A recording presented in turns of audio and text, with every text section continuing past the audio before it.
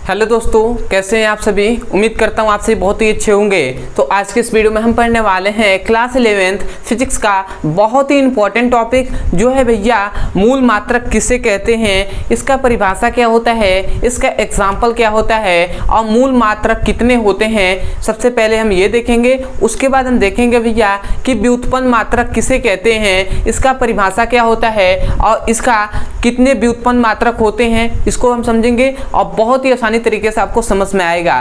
तो चलिए दोस्तों अपने टॉपिक को शुरू करते हैं। तो हमें पढ़ना है भैया सबसे पहले कि मूल मात्रक किसे कहते हैं।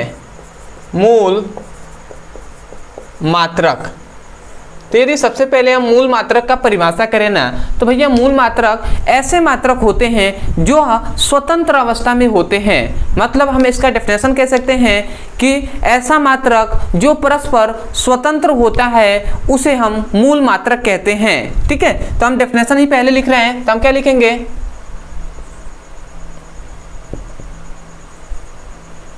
जो मात्रक या ऐसा मात्रक परस्पर स्वतंत्र होता है उसे मूल मात्रक कहते हैं।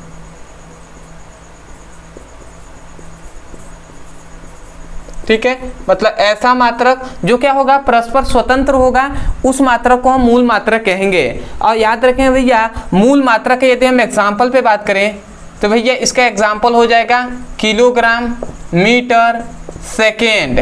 ठीक है, इतना याद रखेंगे। अब इसमें आपको एक और पॉइंट्स याद रखना है कि मूल मात्रक कितने होते हैं।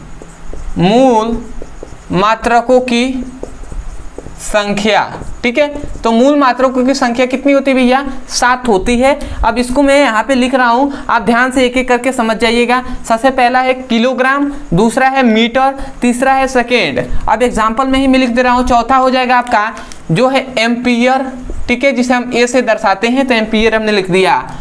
पांचवा हो जाएगा केल्विन, ठीक है, जिसे हम के से प्रदर्शित करते हैं, ताप का मात्रक होता है। कैंडिला, जिसे हम CD से प्रदर्शित करते हैं, यह ज्योति तीव्रता का मात्रक है। और अंतिम होता है मोल, ठीक है, जो कि परावैद्युत पदार्थ का मात्रक होता है। मतलब क्या होता है, पदार्थों की मात्रा का ये क्या है, मात्रक है, जिसे हम मोल कहते हैं। तो भैया ये 7 क्या होते हैं, मूल मात्रक होते हैं। तो आपको इसको याद रख लेना है।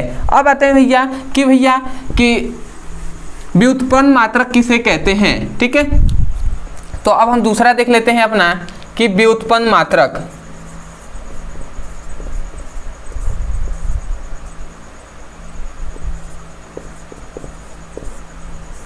तो भैया सबसे पहले यदि व्युत्पन्न मात्रक का हम परिभाषा पे बात करें ना, तो इसका परिभाषा बहुत ही सिंपल है। इसमें ये बताया जाता है कि ऐसा मात्रक जो मूल मात्रकों पर निर्भर होते हैं या उससे गणना से प्राप्त होते हैं उसे हम व्युत्पन्न मात्रक कहते हैं। समझ में आया, मतलब ऐसे मात्रक जो मूल मात्रकों पर निर्भर होते हैं उसे हम व्युत्पन्न मात्रक कहते हैं। या हम ऐसे भी कह सकते हैं कि ऐसे मात्रक जो मूल मात्रकों की गणना से प्राप्त होते हैं उसे हम व्युत्पन्न मात्रक कहते हैं। तो आशा करते हैं आपको दोनों अच्छे से समझ में आया होगा। तो मैं एक डेफिनेशन यहाँ पे लिख दे रहा हूँ कि ऐसा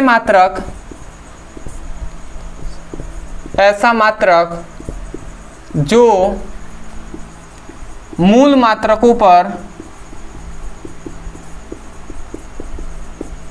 निर्भर होते हैं उसे व्युत्पन्न मात्रक कहते हैं। ठीक है, अब भैया व्युत्पन्न मात्रक है, यदि हम एग्जाम्पल पे बात करें कि भैया कैसे ये मूल मात्रकों पर निर्भर रहते हैं, इसको हम समझते हैं। तो व्युत्पन्न मात्रक का सबसे पहले एग्जाम्पल ले रहे हैं क्षेत्रफल। तो भैया क्षेत्रफल क्या है, इसका एग्जाम्पल है व्युत्पन्न मात्रक का। तो भैया क्षेत्रफल क्या होता है, क्षेत्रफल बराबर होता है लंबाई गुणे चौड़ाई। तो यदि हम इसको लिखते हैं लंबाई गुणे चौड़ाई, ठीक है, लंबाई गुणे चौड़ाई लिख दिया। अब भैया लंबाई का मात्रक क्या होता है, लंबाई का मात्रक होता है भैया मीटर, तो हमने m से लिख दिया। और चौड़ाई का भी मात्रक मीटर ही होता है। तो हमने उसको भी m लिख दिया, तो मीटर मीटर गुणा हो जाएगा तो मीटर स्क्वायर हो जाएगा।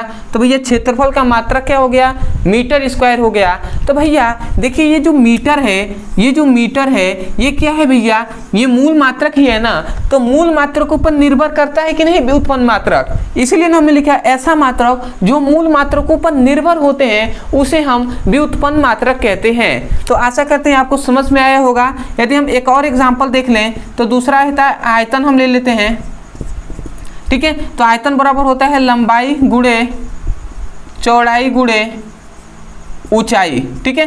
तो इसका भी क्या हो जाएगा, लंबाई का होता है मीटर, चौड़ाई का भी होता है मीटर और ऊंचाई का भी होता है मीटर, तो ये तीनों क्या हो जाएगा, मीटर क्यूब हो जाएगा। और ये जो मीटर प्राप्त हुआ ये भैया क्या होता है, मीटर जो है वो मूल मात्रक ही होता है, इसलिए ये निर्भर है इस पर। यदि हम तीसरा एक और आप एग्जाम्पल दे दें, क्योंकि आप कहेंगे भैया सभी में क्षेत्रफल आयतन में क्या होता है, लंबाई गुणे चौड़ाई होता है, और बताइए। तो भैया बल बराबर क्या होता है भैया, द्रव्यमान गुणे त्वरण,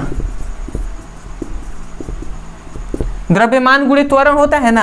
अब ये द्रव्यमान का मात्रक क्या होता है, तो किलोग्राम होता है, और त्वरण का मात्रक होता है मीटर प्रति सेकेंड स्क्वायर, तो ये क्या होता है, मीटर प्रति सेकेंड स्क्वायर।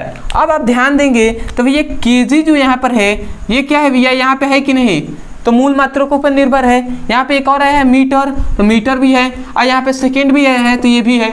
मतलब कि क्या हो रहा है, व्युत्पन्न मात्रक जो होते हैं ना ये मूल मात्रकों पर पूरी तरह निर्भर होते हैं। तो आशा करते हैं मूल मात्रक और व्युत्पन्न मात्रक बहुत ही अच्छे तरीके से आपको समझ में आ गया होगा।